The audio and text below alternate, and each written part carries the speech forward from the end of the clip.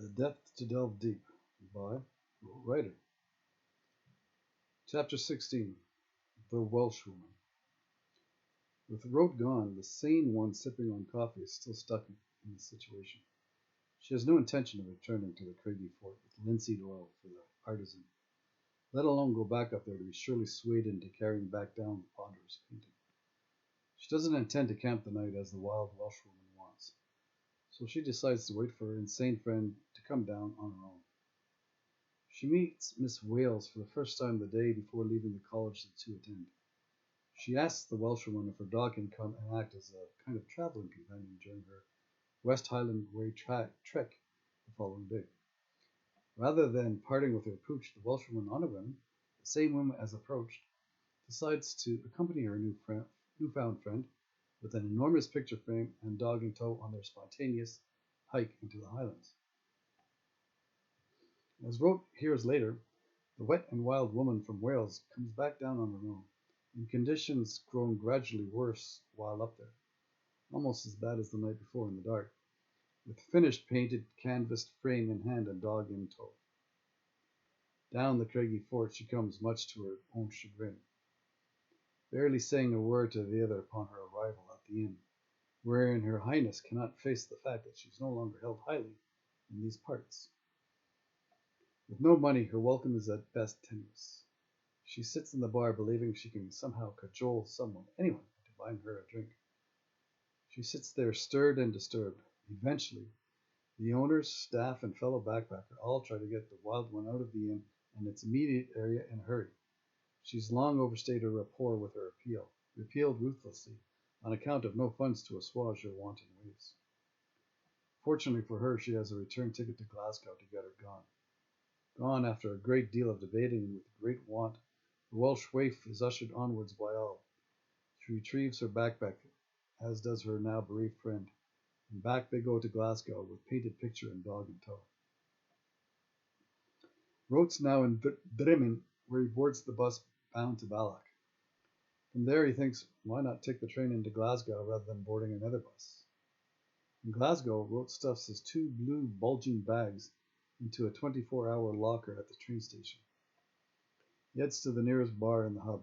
After a couple of pints, he calls the number noted by one of the backpackers, though to no avail. The phone is off, either on its own accord due to battery loss, or she's turned it off to save the battery. He hopes for the latter. Still in Glasgow train station, he decides to allow more time to pass before he tries to call again. Therein, rather than returning to the pub within the station, he decides to tag along behind some people who catch his attention. He presumes they are about to head out for the night into one of the Glasgow's many pubs. Sure enough, they go into a pub as Rote soon follows suit. The pub is an armpit of an American ripoff, the last establishment Rote ever wants to enter, being in Scotland and all. He finishes the overpriced pint and quickly returns, retrieving his blue bags once in the train station. There he tries calling again to see if he can get through to the two. This time he succeeds, as they're on the train back to Glasgow, both of them, including painted picture and dog in tow. The one who offers a place for him to stay for the night gives him directions to a real authentic Scottish pub that's within walking distance from her flat. Relieved, he leaves his bags in the locker and starts walking along the main drag in Glasgow, Sauchiehall Street, towards the desired destination.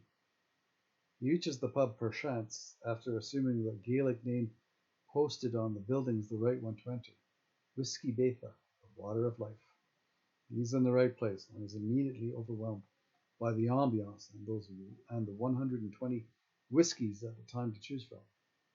The atmosphere accompanied by all things Scottish, true that day as it is hundreds of years ago. Even the long tables seem to have mug rings left from centuries gone by. After a couple of more pints, a couple needing a seat in the packed pub join Rote. He welcomes them to his table, tentatively reserved for his wantons in waiting.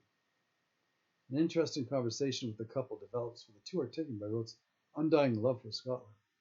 He is encouraged to continue with his travels to Ireland, mentioning, when traveling to Ireland, you'll find people become friendlier further away from the troubles.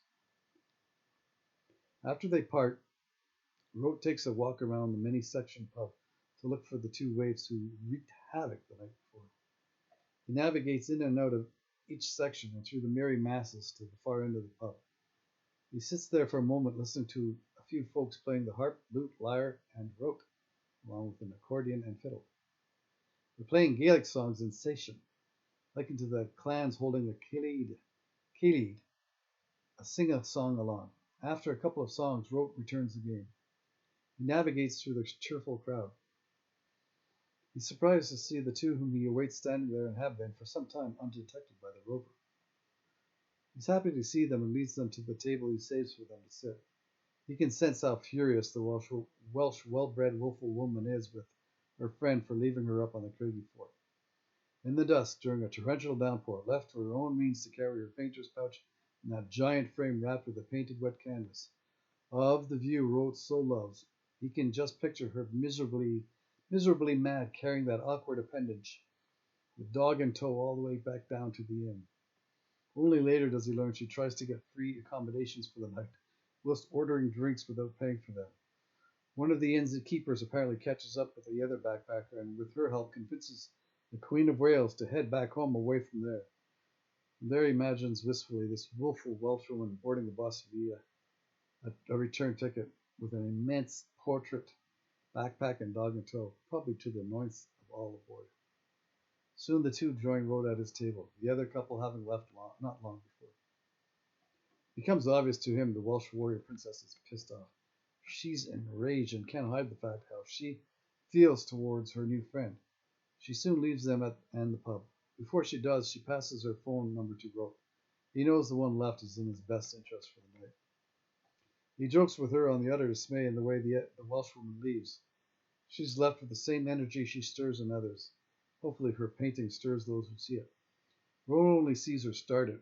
It may be in an art show someday and worth something. It sure has a story to go with it. With her gone, the two of them talk, drink, and by closing time tippled, they walk back to her place. After picking up some wine and crisps on the way, they're stopped short at the entrance of her flat, for no keys are to be found on her person. She calls one of her friends. They sit there by her flat building, drinking some wine while waiting for her buddy to show up.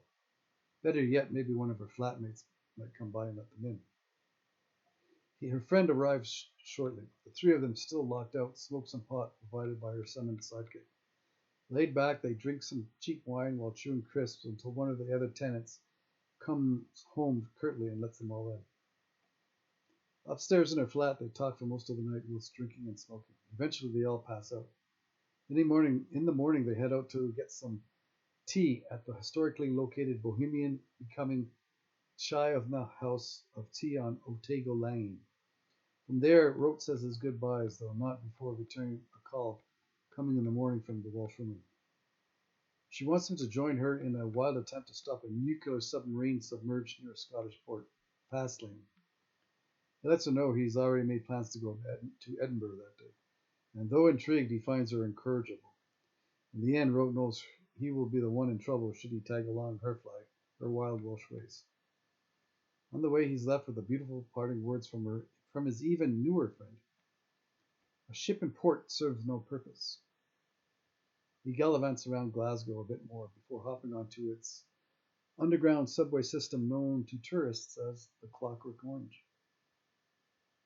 It reminds him of the classic Stanley Kubrick flick with the same name, albeit titled with an A instead of the. The cult classic serves as the impetus for the Loop tour. The karmic message in the movie hits hard, and Rote's no stranger to karma, be it instant or delayed. With that done, he heads back to the train station and picks up his two bulging blue bags from the overnight locker. He boards a train to Edinburgh.